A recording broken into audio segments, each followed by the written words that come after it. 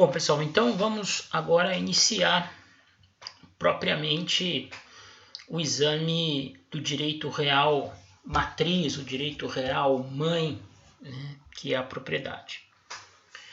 Todos, seguramente, desde criança, sabem o que significa ser dono de alguma coisa. Com aquilo que é meu, eu posso fazer o que eu bem entender. Com aquilo que é meu, eu tenho o direito de exigir que qualquer outra criança que se aposse da coisa tenha que me devolver. Os pais da criança, quando a educam, logo após os primeiros passos, geralmente fornecem uma visão muito clara do que é da criança e do que é dos outros. Não mexa naquilo que é dos outros, sem permissão. Portanto, a propriedade, a noção de propriedade é conhecida de todos muito cedo. Agora, temos aqui um paradoxo. Apesar de todo mundo sentimentalmente, intuitivamente saber o que significa ser dono de algo, nós não temos um conceito legal de propriedade. O Código Civil atual, assim como o anterior, não conceitua propriedade. O Código Civil atual, assim como o anterior, começam a falar de propriedade destacando quais os poderes que o titular tem sobre aquilo que lhe pertence. A gente pode utilizar como conceito de propriedade, se quisermos ser um pouco mais técnicos, refinados, o próprio conceito de direito real.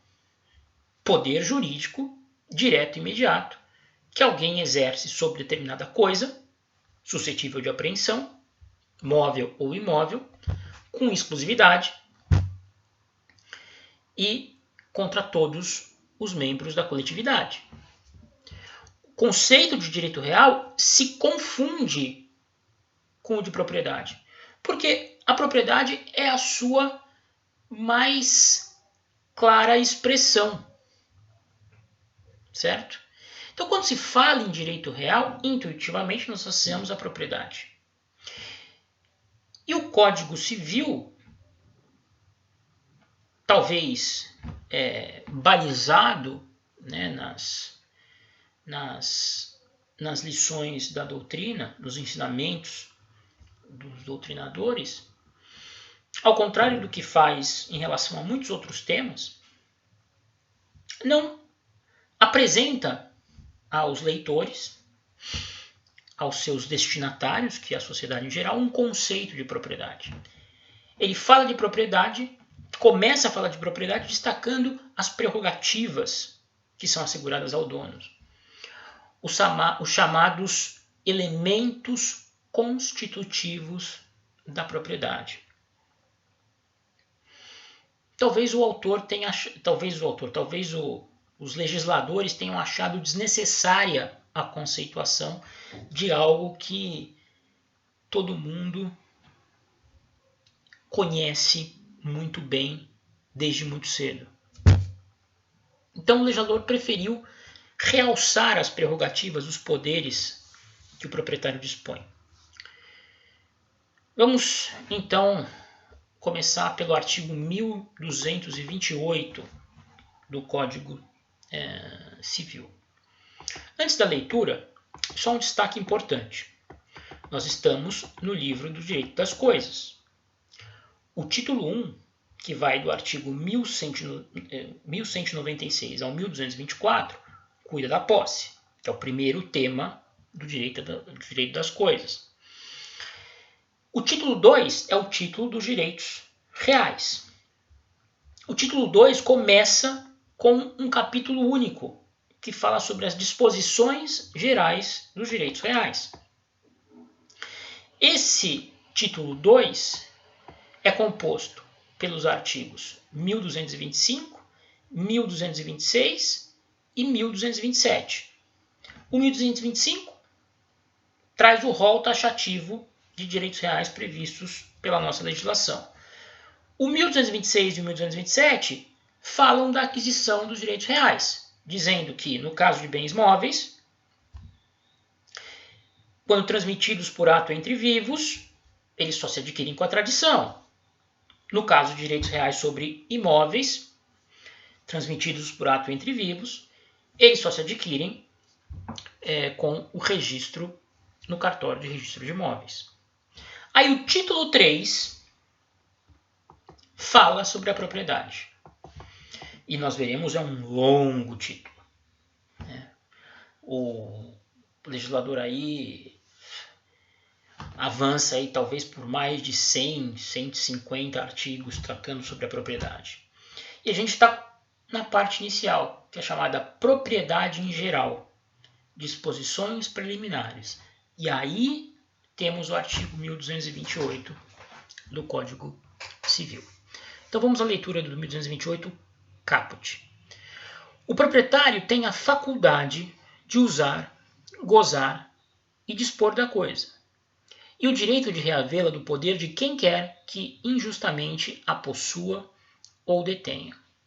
Então, o legislador começa destacando os poderes assegurados ao proprietário, os chamados elementos constitutivos da propriedade. E a partir de agora nós vamos analisar um a um desses 4 elementos.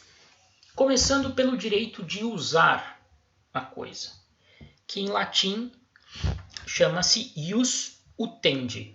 No resumo que eu passei a vocês aí por escrito, via arquivo do Word, vocês têm a grafia correta, peço que deem uma olhada.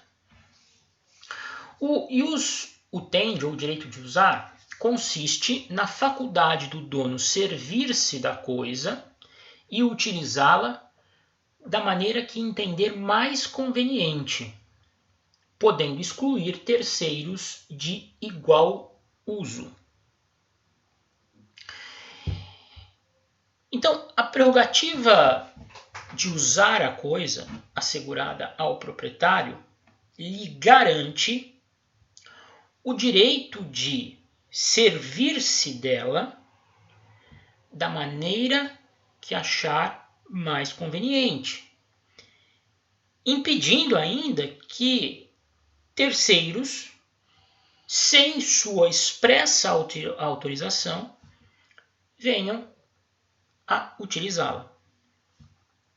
Eu tenho o meu carro comprado com meu dinheiro. Em relação a ele, eu posso fazer o que bem entender. Eu posso utilizá-lo apenas em trechos urbanos, eu posso colocá-lo em estradas de terra no interior, eu posso fazer viagens com ele. Eventualmente eu posso prestar serviços utilizando esse veículo, posso ser motorista de Uber, né? Ou seja, eu defino qual o uso, como a coisa irá melhor me servir. Essa é uma prerrogativa típica do dono, né? O dono define o destino da coisa, o que vai fazer com ela, no que irá empregá-la, né? E a prerrogativa de uso também assegura ao dono a possibilidade de impedir que outros venham a utilizar o bem. Sendo meu o carro, só irão utilizá-lo, além de mim, aquelas pessoas que obtiverem a minha autorização. A segunda prerrogativa, o direito de gozar e usufruir, ou gozar ou usufruir, dá no mesmo. chamado pela doutrina mais clássica de usufruendi, né? O direito de gozar e de usufruir compreende o poder de perceber os frutos naturais, industriais e civis da coisa e também a prerrogativa de aproveitar economicamente os produtos que ela possua. Na última aula, nós fizemos as distinções entre frutos e produtos, né? Acessórios da coisa, no caso dos frutos, acessórios que se renovam periodicamente, seja por força da própria natureza, seja por força da intervenção humana, seja ainda também por força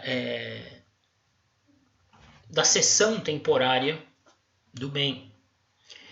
E produtos são aquelas utilidades presentes na coisa que, uma vez dela extraídas, não mais se renovam, a coisa se desfalca, que é o caso das pedras, dos metais preciosos, como nós destacamos na última aula.